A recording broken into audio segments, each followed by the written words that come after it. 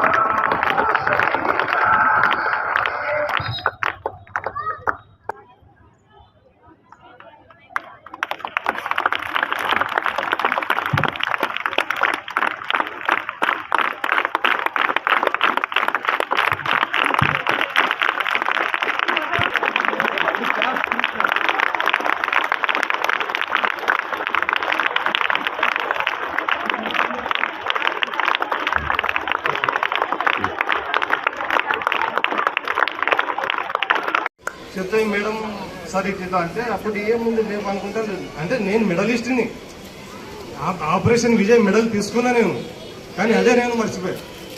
కానీ మేడంతో నేను చాలా రుణపడంతో నాకు గుర్తు చేశారు మేడం. ఈరోజు మీ ముందరికి నిలబెట్టారు, చాలా హ్యాపీగా ఉన్నా.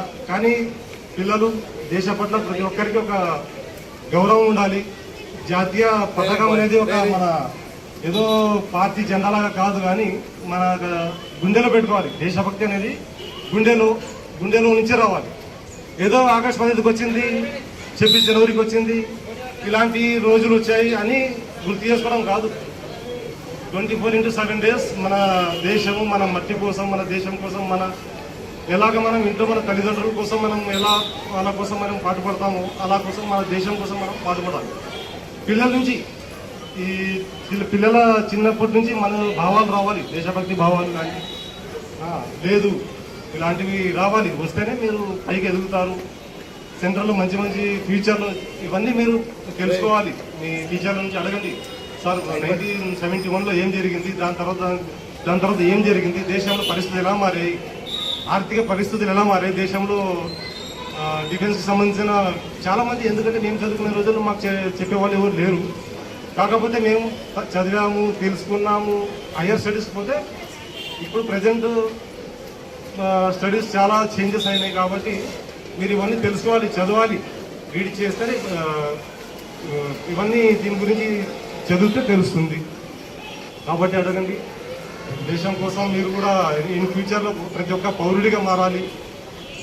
అది ఎక్కడో బార్డర్లో ఉంటేనే దేశ సైనికుడిని కాదు, ఇక్కడ కూడా బాధ్యతగా నిలబడాలి. బాధ్యత తెలిసి ఏం జరిగినా సమాజంలో బాధ్యతగా నిలబడితేనే ఒక పౌరుడు, సైనికుడు లాగే ఉంటారు. ఇంతటితో నేను చాలా థ్యాంక్స్ సార్, మా పిల్లలకి తెలియని విషయాలు ఎన్నో చెప్పారు.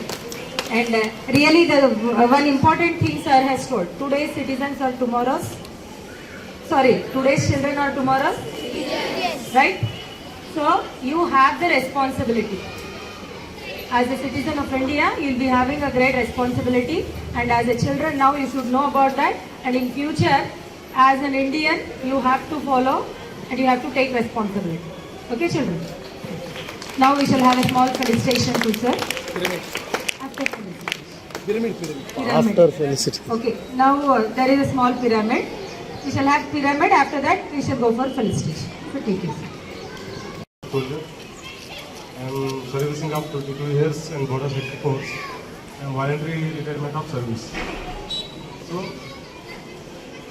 ముఖ్యంగా భాష్యం స్కూల్ ప్రిన్సిపల్ గారికి యాజమాన్యానికి పనిచేసే ప్రతి ఒక్క వ్యక్తులకు నమస్కారాలు, ధన్యవాదాలు. వీళ్ళు కార్గిల్ విజయ్ దివస్కి నన్ను చీఫ్గా పిలిచారు. నిన్న స్పాట్లో నేను యాక్చువల్ లేను మేడం, అయినా కూడా నేను చాలా దూరం నుంచి మీరు కాల్ చేసినందుకు నేను వచ్చాను. చాలా ఆనందంగా ఉంది. ఎందుకంటే నా యాక్చువల్గా కార్గిల్ అనేది 1998లో సియాచిన్లో మొదలైంది. న్యూక్లియర్ రెండు దేశాల మధ్యలో న్యూక్లియర్ ఒప్పందాలకు సంబంధించి అదొక పెద్ద పతంగం ఏంది. అది ముగిసే లోపల 2099 అయింది. రెండు దేశాల మధ్యలో ఒప్పందంతో ఇదొక పెద్ద యుద్ధం జరిగింది. దీన్ని